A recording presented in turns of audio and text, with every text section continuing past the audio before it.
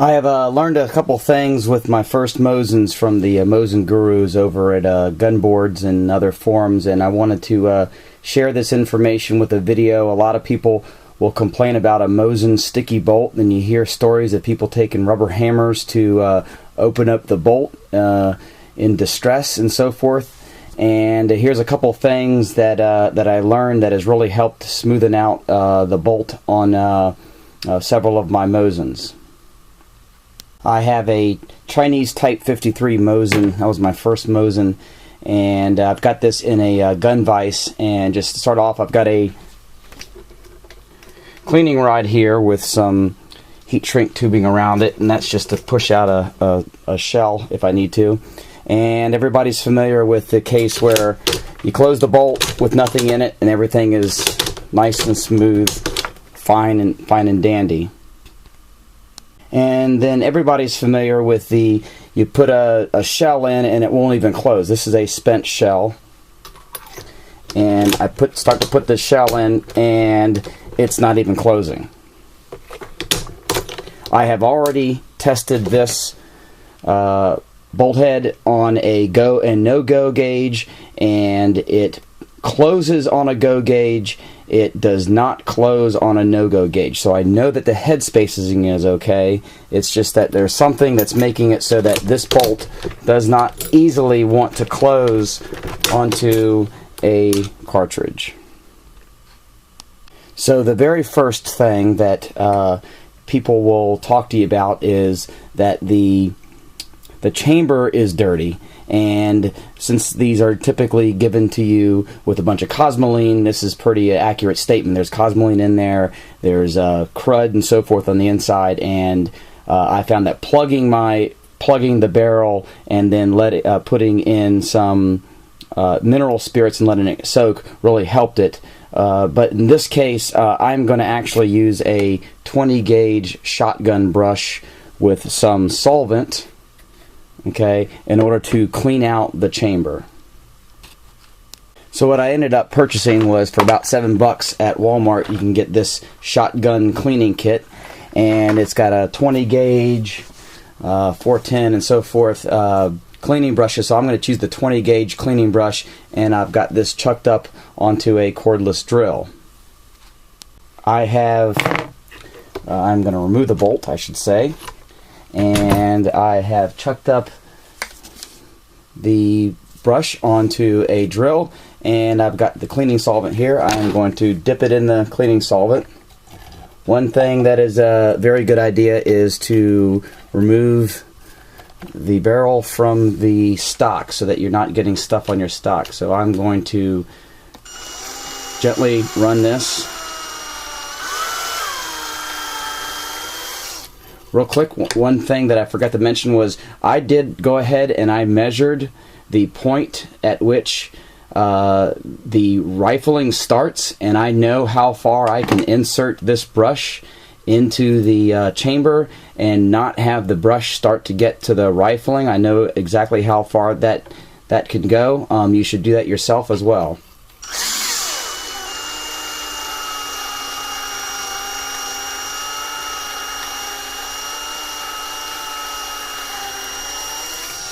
So a couple passes, and you're also going to want to clean the brush in between steps here. So I'll get some of the stuff off of there, and then I'll dip it in the solvent again, and I'll do some more cleaning.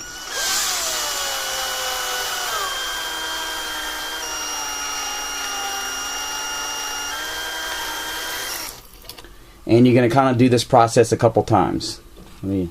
Now, once you've done doing a number of passes, I did about, I'd say about 10 passes, you can either take the 20 gauge cotton cleaning attachment from the shotgun brush, shotgun cleaning kit, or what I actually do is I just take a large patch, start from one side, let it roll over, and then I'll put that in there.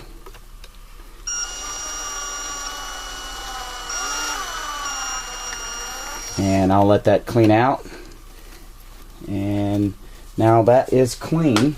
and you should probably go through a regular or a rifle cleaning procedure just to clean anything out, in addition to also wiping down the inside there with Q-tips or whatever in order to get any remaining solvent and out of there. Now with this chamber clean, what I found is that if I put in a spent round, is already expanded out. If I put in a spent round and just kind of like push it in there, it goes in nice and easy. With it dirty, if I push that in there, it has some resistance and it doesn't seat all the way until I push kind of hard with my finger. And then when I try to use a cleaning rod to try to back it back out, if it were dirty, you would have a lot of resistance. And right now I'm pushing it back out with that cleaning rod, and as you can see, it came out pretty easily. The next thing is the extractor, and here's the extractor right here. And one thing is that has to push up and over the rim of the shell, and what can happen is that it faces a lot of resistance trying to get on there, and as you're pushing in the bolt and turning it, it kind of catches on that. And the evidence is, let me see if I could find one, here's one here. See if the light can catch it or not, but the evidence is that you'll see basically a gouge mark on the rim of the shell, showing where the extractor is pushing and gouging into it, trying to get up and over. So basically there's a lot of resistance, and what I found on several of my Mosins that people pointed out was that this extractor is just too far down onto the rim, and it causes too much resistance. It's supposed to be snug on there so that when it pulls out the shell, especially if it's stuck. If you've got a problem where your barrel is heating up or whatnot, or depending upon the temperature, you want your shell to come out.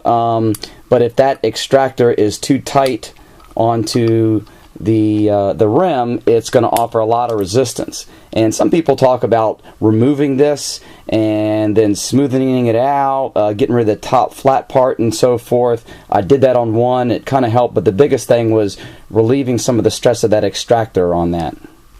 So the way that somebody showed me how to adjust this extractor pretty easily is put a spent shell into the onto the front of the bolt in the inside that extractor the way it's supposed to be. You have to have that there, otherwise this is not going to work.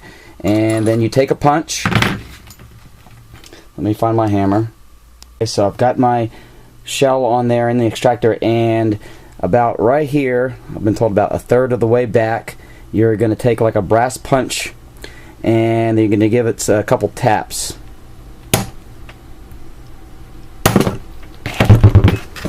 If that shell comes out like it did, I advise you to put it back in and make sure that you get it good tap, because if you tap on that without the shell, it's actually going to push it in. The shell helps make it pivot. Let's try that again. Okay, and then I'm going to try it, and basically I'm going to make that adjustment, and then I'm going to put it into the rifle and close the bolt, and I'm going to keep on doing that until I have the right amount of pressure on the rim of the shell. And you do not want that top edge of that extractor to go much beyond the edge of that rim. But basically it's a trial and error type of adjustment, and my recommendation is while you're doing that, look and feel for how this extractor rides along that edge right there as you're making the adjustment. If this is dropping closer in, then there's something wrong with the way that you're adjusting it. And if it comes out too much, then you might have gone too far.